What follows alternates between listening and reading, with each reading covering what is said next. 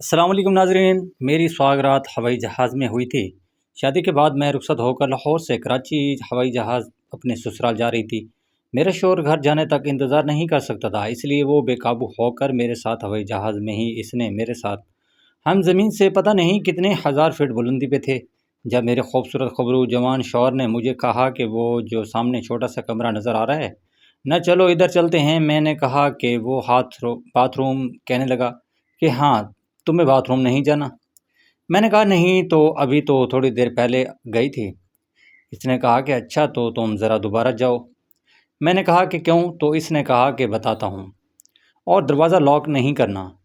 میں نے کہا ٹھیک ہے، کیونکہ میں اس کی بات کیوں نہ مانتی، وہ میرا شوہر تھا اور ابھی ہماری زندگی شروع ہی ہوئی تھی۔ میں اس باتھ روم میں چلی گئی اور میں نے دروازہ لاک نہیں کیا تھا۔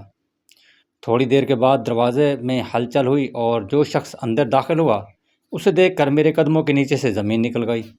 اب میں وہاں سے نہیں بھاگ سکتی تھی کیونکہ اس نے دروازہ اندر سے لاک کر دیا تھا۔ ناظرین کرام، یہ تو کہانی کا ٹائٹل تھا، اب آپ کو پوری کہانی ہم سنانے جا رہے ہیں، تو آپ سے گزارش ہے پلیز ہمارے چینل کو ضرور سبسکرائب کریں۔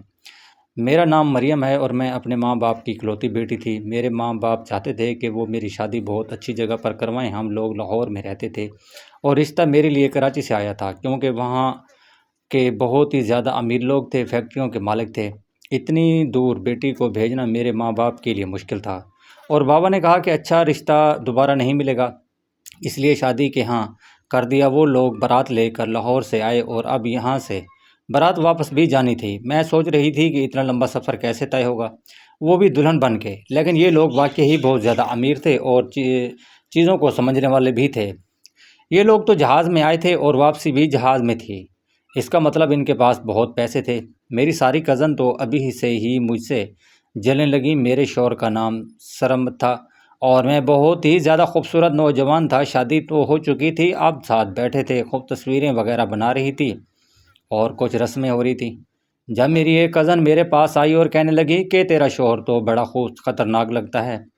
وہ میرے کان میں بولی۔ میں نے کہا کہ خطرناک کیسے؟ اس نے کہا کہ دیکھ تو صحیح، کیسا لمبا چوڑا نوجوان ہے، تو یہ تجھے کھا جائے گا۔ میں نے کہا کہ یہ کیا بات کر رہی ہو؟ میں نے شرمانے لگی تو اس نے کہا کہ نہیں، سیریس بات یہ ہے کہ تجھے بعد میں بتاتی ہوں۔ میں سوچنے لگی کہ پتہ نہیں اس نے مجھے کیا بات بتانی ہے۔ خیر، اب میں دلہن بن کے تو سفر کر نہیں سکتی تھی، اس لیے میرے ساس نے کہا کہ اس کے کپڑے بدلوا دیں اور اسے کوئی کمدار سوٹ پہنا دیں جس میں یہ خوبصورت لگے، لیکن دلہن کے کپڑے بدلوا دیں کیونکہ سفر ہے اور ایسے عجیب لگتا ہے۔ ہم پلین میں جائیں گے تو برا لگے گا، پھر وہاں جا کے ہم اس کو دوبارہ تیار کروا دیں گے۔ میں نے شکر ادا کیا کہ چلو ان کو اتنا خیال تو آیا، ورنہ میں دلہن بن کے پلین میں بیٹھتی ہوائی کیسے لگتی، تو میں نے ابھی بھی دلہن ہی تھا۔ مجھے اتنی ساری مہندی لگی ہوئی تھی اور مجھے پھر سے لال رنگ کا ہی جوڑا پہنایا جا رہا تھا۔ میری ماں اور میری ایک کزن مجھے تیار کر رہی تھی جب میری وہی والی کزن وہاں پر گئی اور اس نے کہا کہ باقی کے کام میں کرتی ہوں، اور میرا دوپٹہ سیٹ کرتے ہوئے بولی کہ دیکھ اپنے شوہر سے بچ کے رہنا، لڑکیاں پہلی ہی رات ہسپتال پہنچ جاتی ہیں۔ میں نے کہا کہ کیوں ہسپتال کیوں پہنچ جاتی ہیں؟ ڈر کی وجہ سے، لیکن مجھے تو کوئی ڈر نہیں لگ رہا۔ بابا نے سمجھایا ہے کہ لوگ بہت اچھے ہیں۔ وہ کہنے لگی کہ ڈر کی وجہ سے نہیں، اب میں تجھے کیسے سمجھاؤں، تیری کوئی بڑی بہن بھی نہیں ہے اور تیری ماں ان باتوں میں بالکل بے خوف ہے، تجھے کسی نے کچھ سمجھایا بھی نہیں ہوگا، بس میں تجھے اتنا سمجھا رہی ہوں کہ اپنے شوہر سے کہنا کہ زیادہ جذباتی نہ ہو جائے۔ مجھے خیر اس کی بات پھر بھی سمجھ نہیں آئی کیونکہ شادی والا گھر تھا، ماحول تو تھا، بس جلدی جلدی تیاریاں شروع کروا کے رخصتی کی رسم ہونے لگی تاکہ واپس جا سکے، اور وہیں سے ایئرپورٹ کی طرف روانگی ہو گئی۔ سیٹس پہلے سے ہی بک تھی اور ان لوگوں کو کہا گیا تھا کہ ان دن کے رک کہ صبح چلے جائیں۔ پھر انہوں نے کہا کہ ہم لوگ اپنی ہی سیٹیں بک کروائی تھیں اور اب ہم کینسل نہیں کرا سکتے۔ ایئرپورٹ کی لابی میں میں اور میرا شوہر ایک ساتھ ہی بیٹھے تھے۔ ابھی تک ہم نے کوئی خاص بات نہیں کی تھی، اس نے بس مجھ سے اتنا پوچھا کہ تم نے کچھ کھانا پینا ہے تو میں نے بتا دو۔ میں نے کہا کہ نہیں، میں نے جواب دیا، لیکن اندر سے ایک عجیب سا ڈر بھی بیٹھا ہوا تھا۔ کزن کی بات بار بار ذہن میں آ رہی تھی۔ میں سوچ رہی تھی کہ پتہ نہیں اس نے اتنی خوفناک باتیں کیوں کی۔ دل تو چاہ رہا تھا کہ امی سے جا کے پوچھوں کہ یہ سب کیا ہے، لیکن وہ مجھے بار بار یہی کہتی تھی کہ فکر نہ کرو مریم، سب ٹھیک ہو جائے گا۔ سرمد بہت اچھا لڑکا ہے اور ان کے گھر والے بھی بہت اچھے ہیں۔ میں نے اپنے دل کو تسلی دی کہ شاید یہ کزن بس مذاق کر رہی ہو، یا میرا دل ہلکا کرنے کی بجائے اداس کر رہی ہو۔ جہاز میں بیٹھنے کا لمحہ میرے لیے بہت ہی عجیب تھا۔ ایک طرف خوشی تھی کہ نئی زندگی شروع ہونے جا رہی ہے، دوسری طرف ایک انجانا سا خوف تھا۔ جہاز نے جیسے ہی اڑان بھری تو میرے دل کی دھڑکنیں اور تیز ہو گئیں۔ کھڑکی کے باہر دیکھتی رہی تاکہ اپنے اندر کے ڈر کو چھپا سکوں۔ سرمد میرے ساتھ ہی بیٹھا تھا، وہ خاموشی طبیعت کا لگ رہا تھا اور جیسے کچھ سوچ رہا ہو۔ کبھی کبھی وہ میری طرف دیکھ لیتا اور پھر آنکھیں دوسری طرف کر لیتا۔ میں نے دل میں سوچا کہ یہ تو بالکل میری کزن کہیں باتیں کے خلاف ہیں، یہ تو بالکل سیدھا اور سادہ معصوم سادہ لگ رہا ہے۔ سفر کا وقت زیادہ نہیں تھا لیکن میرے لیے گھنٹوں کی طرح گزر رہا تھا۔ میں نے خود کو مصروف رکھنے کے لیے دل ہی دل میں دعائیں پڑھنا شروع کر دیں۔ یا اللہ میری نئی زندگی خوشیوں سے بھر دے، یا اللہ میرے والدین کا مان رکھنا۔ یہ سب دعائیں میرے دل میں خود نکلتی جا رہی تھیں۔ میں روتی ہوئی اندر ہی اندر مسکرا بھی رہی تھی۔ میں سامنے دیکھ رہی تھی جب اچانک میرے ہاتھ کو میرے شوہر نے پکڑا اور میرا ہاتھ سیٹ کی سائڈ پہ رکھا ہوا تھا اور اس کا ہاتھ بھی اس طرف تھا۔ اس نے میرے ہاتھ کو پکڑ کر بہت زور سے دبوچ لیا اور میں نے حیران ہو کر دیکھا تو کہنے لگا کہ کیا ہو گیا؟ ہاتھ ہی تو پکڑا ہے تمہارا، اور دیکھیوں تو آج ہماری سوگرات تھی، لیکن جب تک ہم گھر پہنچیں گے تب تک صبح ہو چکی ہوگی۔ جا کے سب لوگ سوچیں گے، آرام کریں گے، اس کے بعد تمہیں دوبارہ تیار کروایا جائے گا اور پھر کہیں تم میرے ہاتھ آؤ گی۔ جب اس نے کہا کہ تم میرے ہاتھ آؤ گی تو مجھے عجیب سا محسوس ہوا، میں شرمانے لگی۔ تو اس نے کہا کہ تم شرماتی ہوئی بہت اچھی لگ رہی ہو، لیکن زیادہ شرمانے کی ضرورت نہیں ہے کیونکہ کبھی کبھی شرم بھی وقت نکل جاتا ہے اور خوبصورت لمحے خراب ہو جاتے ہیں۔ میں نے کہا کہ میں آپ کی بات کا مطلب نہیں سمجھی۔ اس نے کہا کہ دیکھو، میں ایک بڑا ہی ایڈو ٹیچر اس قسم کا آدمی ہوں، میں نے زندگی میں بہت کچھ کھویا ہے۔ تم میرے ساتھ رہو گی تو تمہیں پتہ چل جائے گا، کیونکہ ہم کوئی ایسا کام کریں گے جو دونوں کو ہمیشہ یاد۔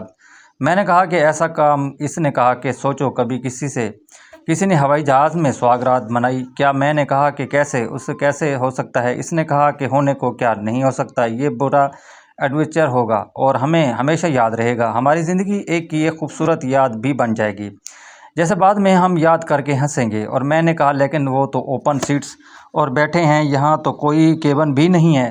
وہ کہنے لگا کہ تم پہلے مجھے یہ بتاؤ کہ میری بات مانو گی یا نہیں، باقی سب تم مجھ پر چھوڑ دو۔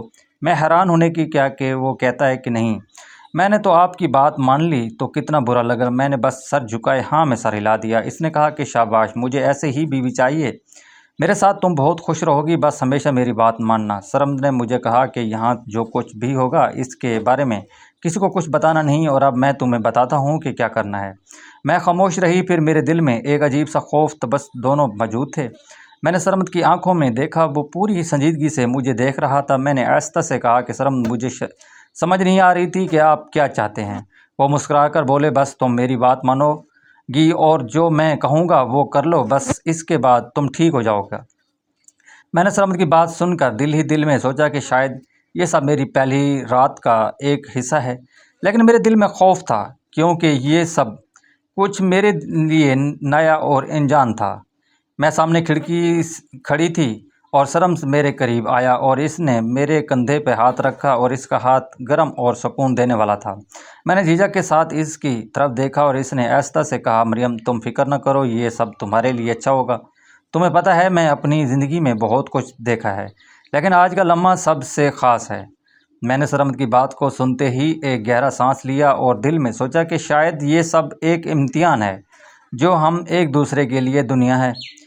سرمد نے میرے ہاتھ کو مضبوطی سے پکڑ لیا اور کہا کہ ہم زندگی کے اس نئے سفر کا آغاز کر رہے ہیں، تمہیں پتہ ہونا چاہیے میں نے یہ لمحہ ہمیشہ یاد رہے گا۔ میں نے سرمد کی بات پر سر ہلا دیا، لیکن دل ہی دل میں ایک سوال تھا کہ یہ لمحہ کیسے اور کیوں یادگار رہے گا۔ میں نے پوچھا کہ سرمد کیا یہ سب ضروری ہے؟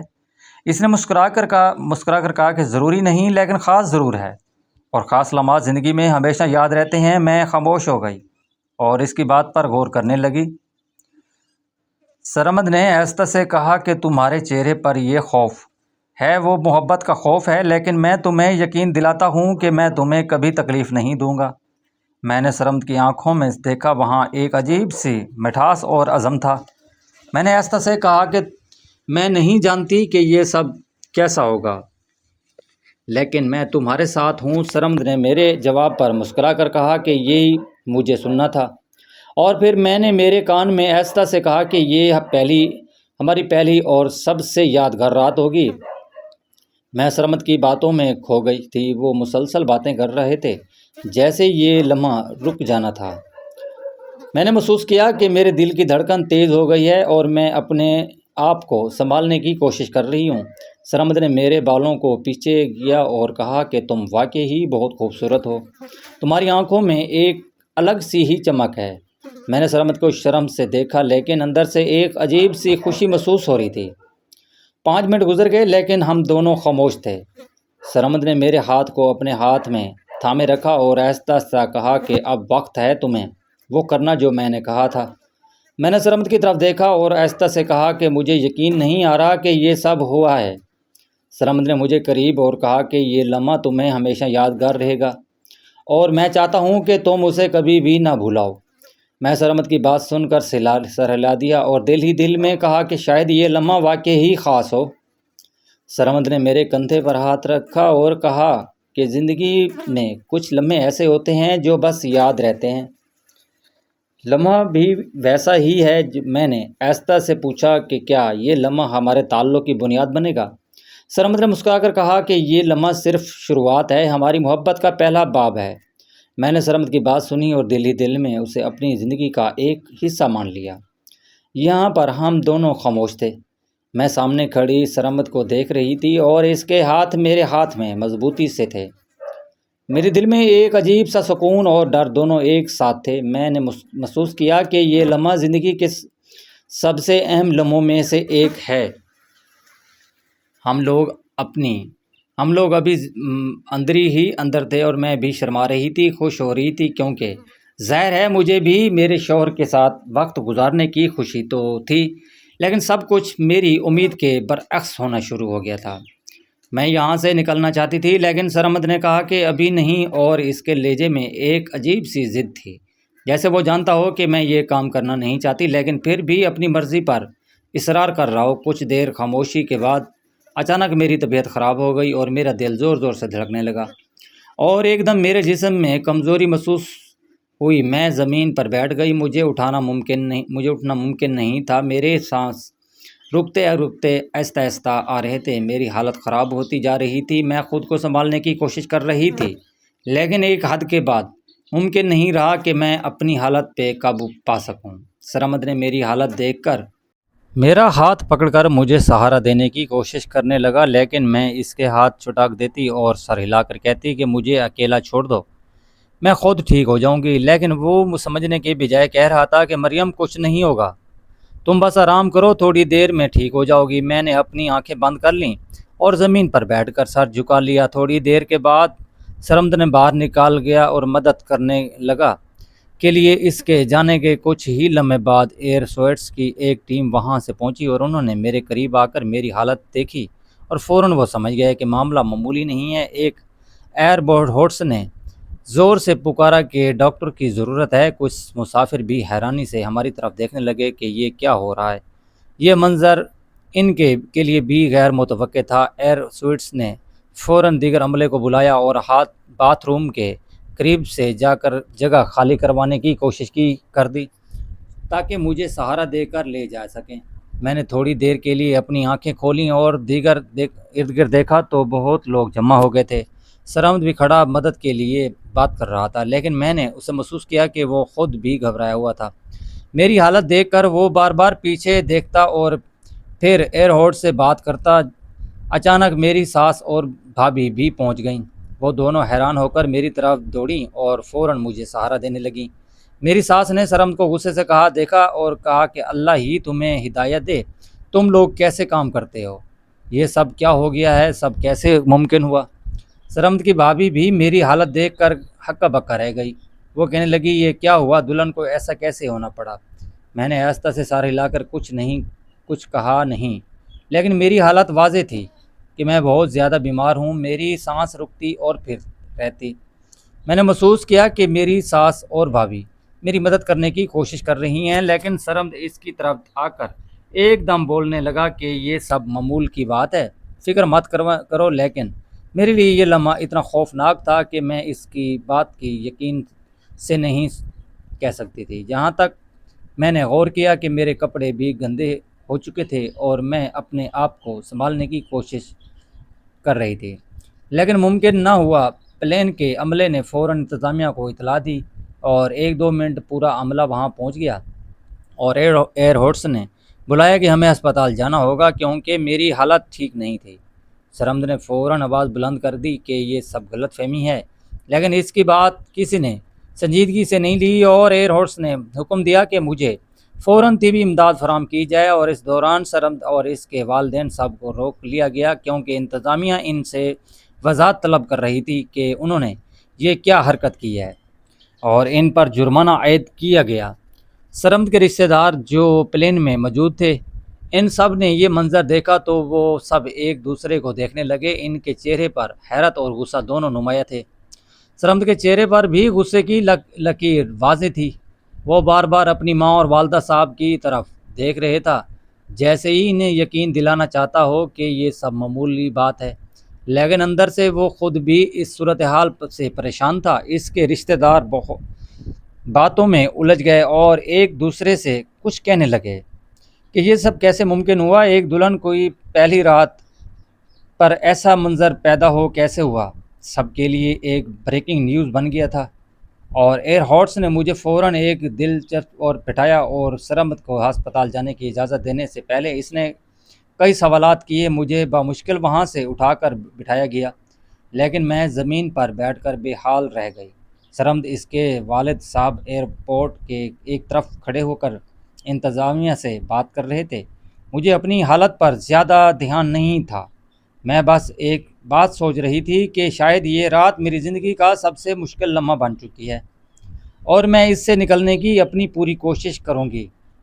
یہاں تک کہ پلین لینڈ ہوا اور فوری طور پر مجھے ہسپتال منتقل کر دیا گیا اور سرمد اس کے والد کو روک لیا گیا اور ان سے تفصیل پوچھی جا رہی تھی۔ انتظامیہ کی نظر میں یہ معاملہ سنگین تھا اور ان کے اوپر فائن بھی لگایا گیا تھا۔ میں نے ہسپتال کی طرف جاتے ہوئے اپنے آپ کو سنبھالنے کی کوشش کی، لیکن دل ہی دل میں ایک خوف اور پریشانی تھی کہ یہ رات ہماری زندگی کا ایک ایسا لمحہ بن چکی ہے جسے ہم کبھی نہیں بھولیں گے۔ ہسپتال والے بھی میری ساس کو باتیں سنانے لگے کہ آپ کا بیٹا جنگلی ہے، اسے آپ نے کوئی تمیز نہیں سکھائی کہ کیا حال کر دیا لڑکی کا پہلی ہی رات میں۔ یہ سب ہو گیا ہے کیا سن کر میری ساس چپ رہ گئی، لیکن اس کے چہرے پر دکھ اور غصہ صاف نظر آ رہا تھا۔ وہ خاموشی سے میری طرف دیکھتی رہی اور ایک کونے میں بیٹھ کر رونا شروع کر دیا۔ میں اس کے رونے کی آواز سن رہی تھی، لیکن بولنے کی ہمت نہیں تھی۔ دوسری طرف سرمد میرے سسر ابھی تک فون نہیں اٹھا رہے تھے۔ ان کے فون بج رہے تھے لیکن وہ کسی طرح جواب نہیں دے رہے تھے۔ یہ سب کچھ سن کر میرے دل میں ایک عجیب سا خوف پیدا ہو گیا تھا۔ مجھے نہیں معلوم تھا کہ ایئرپورٹ پر ان کے ساتھ کیا ہوا تھا اور وہ کسی باتوں کا سامنا کر رہے تھے۔ شاید ان کی وہاں کافی سخت باتیں سننے کو مل رہی تھیں۔ ہمیں ہسپتال سے واپس لایا گیا۔ گھر پہنچنے پر بھی کچھ مہمان موجود تھے جو میرے چہرے اور حالات کو دیکھ کر خاموش ہو گئے تھے، اور ان کے چہرے پر حیرت اور افسوس دونوں تھے۔ میں اندر داخل ہوئی تو میری ساس فوراً مجھے کمرے میں لے گئی اور ایک طرف بیٹھا کر رونا شروع کر دیا۔ مسلسل یہ کہہ رہی تھی کہ اتنی مشکل سے عزت کمائی تھی، ساری کی ساری لٹ گئی۔ اب یہ لوگ بھی کہانیاں بنائیں گے اور ہمارے گھر کی عزت کو نقصان پہنچائیں گے۔ ان کے الفاظ میرے دل پر ایک بوجھ کی طرح گرتے جا رہے تھے۔ میں خاموش رہی لیکن اندر سے ایک گہرا درد محسوس کر رہی تھی۔ میری ساس نے سرمد کی بات کرتے ہوئے کہا کہ ہسپتال میں ڈاکٹر نے بھی بہت باتیں کی ہیں اور کہا ہے کہ یہ سب تمہاری وجہ سے ہوا ہے۔ میں حیران رہ گئی۔ میں نے آہستہ سے کہا کہ اس میں میرا کیا قصور ہے؟ تو اس نے سخت لہجے میں کہا کہ کیوں تمہارا قصور نہیں ہے؟ مرد تو ایسے ہی ہوتے ہیں، غلط باتیں کرتے رہتے ہیں، لیکن عورتوں کا کام ہوتا ہے کہ انہیں منع کرنا چاہیے، تم نے اسی کو نہیں کہا کہ گھر جا کے یہ کام کر لینا۔ یہ سن کر میرا دل گھبرانے لگا۔ میں نے کہا کہ میں نے کہا تھا، لیکن میری بات نہیں مانی گئی۔ میری ساس نے سرمد کے رویے پر تنقید کرتے ہوئے کہا کہ یہ سرمد اسی طرح کا ہے، اس کے ساتھ رہنا ہے نہ تو یہ سب کرنا پڑے گا۔ اگر اللہ میاں کی گائے بنی رہو گی نہ تو بار بار ہسپتال جانا پڑے گا۔ میں یہ بات سن کر اندر ہی اندر ڈر گئی، لیکن وہ میری حالت پر بالکل رحم نہیں کر رہی تھی۔ انہوں نے مجھے ایسے الفاظ کہیے کہ میں خاموش رہ گئی۔ میری آنکھوں میں آنسو آ گئے، لیکن میں کچھ بول نہیں سکی۔ ایک دن کی دلہن تھی اور اوپر سے میرے ساتھ یہ حادثہ ہوا تھا، اور اس کا بوجھ میری برداشت سے زیادہ تھا۔ کم سے کم مجھے کوئی تسلی ہی دے دیتا، لیکن وہاں کوئی بھی ایسا شخص نہیں تھا جو مجھے سکون دے۔ کچھ دیر بعد میرے دودھ کا گلاس بھجوا دیا گیا۔ میری نند میرے پاس آ کر بیٹھی اور اس نے میری طرف مسکرا کر دیکھا اور کہا کہ ہمارے گھر میں دلہن کو اکیلا نہیں چھوڑتے، کہتے ہیں اس کے پیچھے بھوت لگ جاتے ہیں، اس لیے آج میں آپ کے پاس سو جاؤں گی۔ میں نے اس کی بات سن کر ہلکی سی مسکراہٹ دی، لیکن دل ہی دل میں ایک عجیب سا غم تھا۔ میں نے کہا کہ تمہارے بھائی نہیں آئیں گے؟ وہ کہنے لگی کہ وہ تو ابھی تک نہیں آئے، وہ لوگ رات کو کے کسی وقت آئیں گے۔ سرمد کی میرے کمرے میں نہیں بھیجا گیا تھا۔ یہ سن کر میرا دل اور بھی بھاری ہو گیا۔ میری کیا حالت تھی میں ہی جانتی تھی۔ ایک تو میرے ساتھ یہ حادثہ ہوا، اوپر سے میرا کوئی اپنا بھی میرے ساتھ نہیں تھا، کوئی تسلی دینے والا نہیں تھا۔ سب لوگ باتیں کرنے والے ہی تھے اور باتیں کر کے بھی کر رہے تھے، اور یہاں تک کہ کچھ لوگ کہنے لگے کہ یہ لڑکی خود ہی اس کی وجہ بنی۔ اگر عورت خود نہ چاہے تو کچھ بھی نہیں ہو سکتا۔ یہ سن کر میرے دل پر ایک زوردار دھچکا لگا۔ میں خاموشی سے اپنی آنکھیں بند کر لیتی اور ایک گہری سانس لیتی ہی رہی۔ میری ساس کے چہرے پر غم، مایوسی صاف نظر آ رہی تھی، اور وہ کہہ رہی تھی کہ آپ کو کوئی پڑھی لکھی لڑکی لانی چاہیے تھی، نہ اب پتہ نہیں کیسی لڑکی اٹھا کے لے آئے۔ اس نے تو اتنے ہی دن میں آپ لوگوں کو معاشرے میں ذلیل کر کے رکھ دیا ہے، آگے پتہ نہیں کیا ہوگا۔ یہ سن کر میرا دل اور بھی بھاری ہو گیا، اور میں خاموشی سے اپنے کمرے کی طرف کونے میں بیٹھ کر سوچنے لگی کہ شاید میری زندگی کا یہ پہلا دن ہی سب سے مشکل دن بن گیا ہے۔ سرمد میرے کمرے میں جب آیا تو اسے لگتا تھا کہ اسے کوئی پرواہ ہی نہیں۔ اس نے مجھ سے کچھ پوچھا ہی نہیں اور سیدھا پوچھا کہ کب تک ٹھیک ہو جاؤ گی۔ میں حیران رہ گئی۔ میں نے ایستا سے کہا کہ مجھے نہیں پتہ، ڈاکٹر کہہ رہی تھی 1 ہفتہ لگے گا۔ اس نے بغیر کسی جذبات کے کہا کہ 1 ہفتہ؟ پھر میں ایک کام کرتا ہوں، میرے دوستوں نے میری شادی کی خوشی میں پارٹی رکھی ہے، میں وہیں چلا جاتا ہوں، ادھر رہ لوں گا تو کچھ دن، جب تم ٹھیک ہو جاؤ گی تو آ جاؤں گا۔ میں نے اس کی بات سن کر ایستا سے کہا کہ میری ایسی حالت میں آپ مجھے چھوڑ کے جائیں گے؟ سب گھر والے مجھ سے باتیں سنا رہے تھے، یہ سب کچھ تو آپ کی وجہ سے ہوا ہے۔ وہ ہنس کر بولا کہ میری وجہ سے ہوا ہے؟ کیا میں تمہیں زبردستی لے گیا تھا؟ وہاں تم بھی تو میرے ساتھ گئی تھیں، اس وقت تم بڑی خوش ہو رہی تھی، اب تم نے سب کچھ مجھ پر ڈال دیا۔ میں حیران رہ گئی، کس قسم کا آدمی تھا، کس طرح کی باتیں کر رہا تھا۔ میرے ساتھ تو اتنا برا ہوا اور وہ بھی اس کی وجہ سے، لیکن میرا خیال کرنے کے بجائے مجھے یہ محسوس کروا رہا تھا کہ مجھے جیسے ہی میں صرف ایک ہی کام کے لیے ہوں، اور کیونکہ ابھی یہ کام نہیں ہو سکتا تھا تو میرے ساتھ بھی نہیں رہے گا، اور ساتھ ہی مجھے ڈانٹ بھی رہا تھا کہ صرف مرد ہی ایسے نہیں ہوتے، میں تو عورتیں کبھی بھی کسی سے کم نہیں ہوتی۔ میں بھی شادی کی بہت خوشی چڑھی ہوئی تھی، اور یہی ہوتا ہے شادی، اسی کو شادی کہتے ہیں، اب بیٹھ کے بھگتو۔ اس شادی کو سرمد نے کہہ کر کمرے سے نکلنے کی کوشش کی، لیکن اس کی آواز میں ایک عجیب سی سختی تھی۔ میں وہاں بے بسی سے بیٹھ گئی اور آنکھوں میں آنسو بھرے آئے۔ میں خاموشی سے رونے لگی، مجھے لگا جیسے میری پوری دنیا اجڑ گئی۔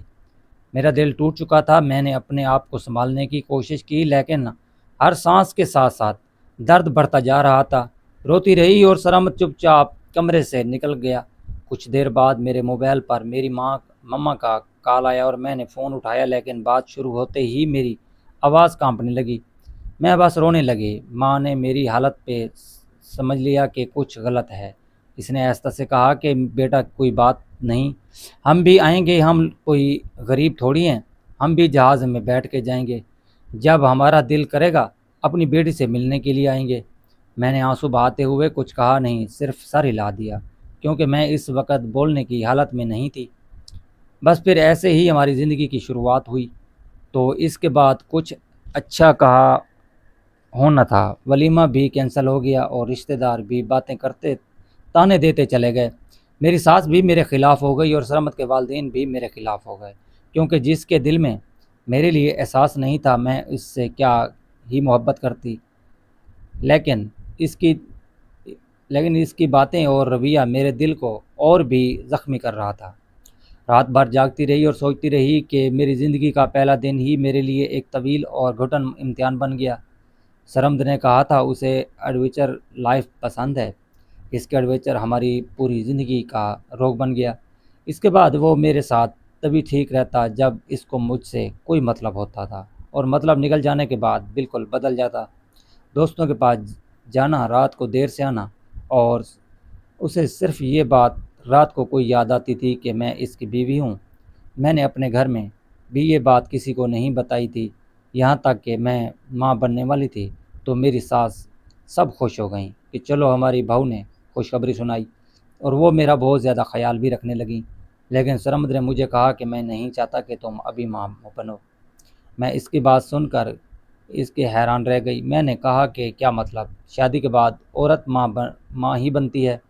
اس نے بغیر کسی ہچکچاہٹ کے جواب دیا کہ نہیں، میں نہیں چاہتا کہ تم ابھی ماں بنو، تم بچہ پیدا کرو گی، بچے کی ماں ہو کے رہ جاؤ گی، تم موٹی ہو جاؤ گی، تمہارا پیٹ باہر نکل آئے گا، عجیب سی ہو جاؤ گی، ہر وقت بچے کے پیچھے پڑی رہو گی، پھر اس کے بعد دوسرا بچہ پیدا ہو جائے گا، پھر تم بچوں کی ماں بن جاؤ گی اور عمر میں بھی مجھ سے 10 سال بڑی لگنے لگو گی، تو پھر ہماری اپنی پرسنل زندگی کا کیا ہوگا؟